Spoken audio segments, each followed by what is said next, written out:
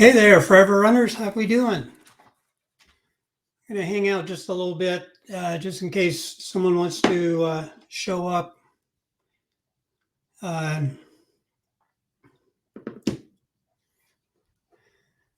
yeah, I tell you, today I almost missed this.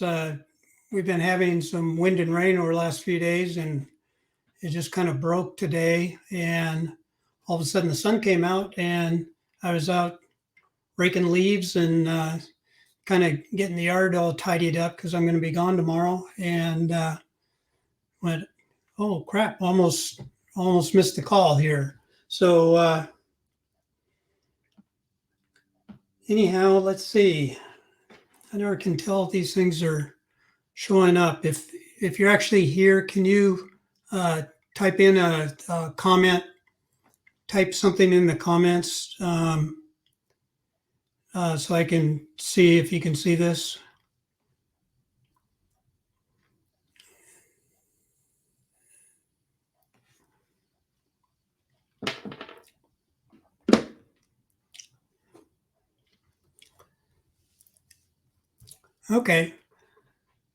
Okay. Well, today I wanted to hop on something I haven't really talked much about before, but is just really important. And um, that's the power of protein. So, as an older runner, having the proper protein intake is so important because that's what supports your muscle mass, which supports your running. And as you're pretty well aware, I'm sure that as we get older, especially in our 50s, 60s, and 70s, you naturally start losing muscle mass unless you do something about it. And fortunately, that you run, that helps, but you really need to be doing some additional resistance training to actually stave off that muscle mass decline and to at least maintain or improve your current muscle mass because that'll allow you not only to enjoy your running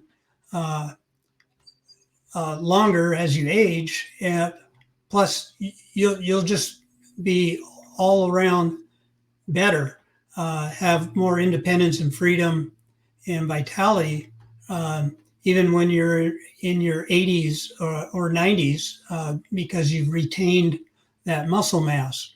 But you got to feed the beast, and that's where protein comes in.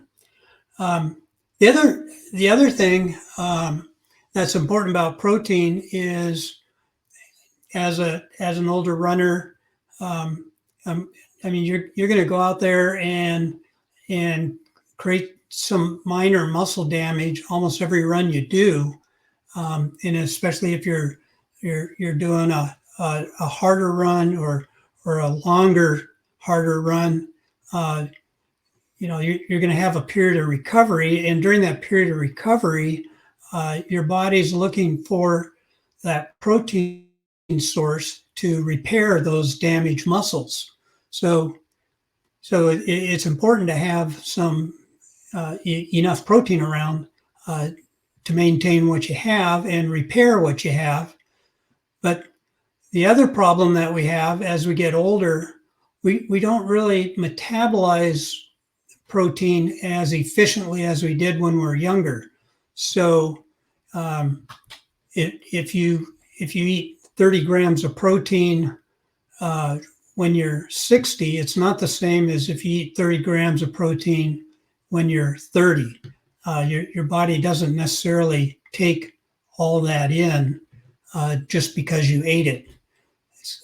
So those are kind of the three reasons why you need more protein in your diet than what most other people can get by with, or if you want to follow the minimum RDA standard. So let me look at my notes here. There's a few signs that you can tell if you're not eating enough protein. If you have any of these symptoms, there's a possibility that just your lack of sufficient protein could be the reason. So one is restless sleep, kind of a lack of a clear cognitive process. We think that's normal as we get older, but it could be part. If you feel that part of that might be your protein intake. Obviously, loss of muscle tissue and body composition. That's it. If you follow the RDA guidelines, you'll experience that. And brittle nails and hair, feeling lazy, sluggish, generally fatigued, or low libido. So talking about that, that amount of protein and the effect it has, let me read this story.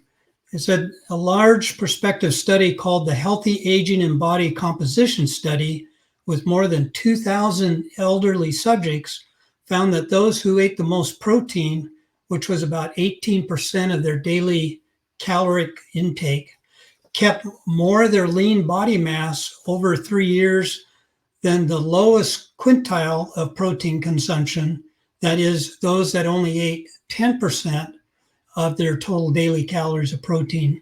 And it was significant. The difference between those two, but the low protein group lost over 40% more muscle than the high protein group. So that's huge. And you're an active person, so you're not an average person at all, and you shouldn't be following guidelines set up for average people. I just reminded today in a Facebook post that someone said, "Hey, I joined the 1% of Americans who've run a marathon." Imagine that. Only 1% of Americans have accomplished something that many of you have done or do routinely. So you're at a different level, and your nutrition requirements are different. So let's look into that a little bit. So I forgot to hit the button before. So the RDA for protein is 0.8 grams per kilogram of body weight per day. But if you do that, it keeps you alive, but you'll start to lose muscle mass immediately because it isn't enough. And like I said before, especially for us active runners. So my favorite doctor, Dr. Peter Attia, he recommends for his patients 2.2 grams per kilogram per day, which is actually about 1 gram per pound of your body weight per day. Now that's that's a lot. I weigh 150 pounds. That means I should be taking in 150 grams of protein, daily to maintain my active lifestyle as I get older. And some of you might say, "Whoa, no, I heard eating too much protein, kind of like the Atkins diet or whatever. Well, if you eat too much protein, that's bad for you. It causes kidney problems and all this." And but the upper safe limit is 3.7 grams per kilogram per day. So even at that 1 pound per or 1 gram per pound of body weight is still within the the safe and normal levels. So I realize that just might be too much, but we'll talk about how to handle that here at the end. So let's go through some of the common common protein sources. Of course, there's like pasture raised chicken. 3 ounces gives you 26 grams of protein. 3 ounces of lean grass-fed beef is like 22 grams of protein. You got fish, which is like 19 to 25 grams of protein. Eggs range from 5 to 8 grams. And then you have things like yogurt and cottage cheese, which is about 20 grams of protein per cup. And then you have soy products like tofu and tempeh are really good plant sources, and then there's a variety of other plant sources that have decent amounts of protein in them. And the only thing about that, you just if you're on a vegetarian diet or vegan diet, just be aware that not all plants have the full spectrum of protein that you might need, and the bioavailability of the amount of protein that the plant has might not translate to how much you actually take in. But obviously that works for many people. So you probably know how to work around that. And then the last one is a little cheat, which is protein powders, kind of supplement powders like whey protein, soy protein products like that. So so how do you? Here we go. So how do you eat that much protein in a day? What I usually do is what I recommend is start off with something like 100 grams a day, or you could start off even a little lower than that, and just get into the habit of planning your meals around the protein content, so that so you kind of figure out what works for you, and then you can slowly kind of ramp it up from there. What appears to work is around 30 to 40 grams of protein per meal is kind of the range you might want to shoot for if you can. You don't want to. If you go over 40 grams, your body probably just won't process it. So you're kind of throwing it away.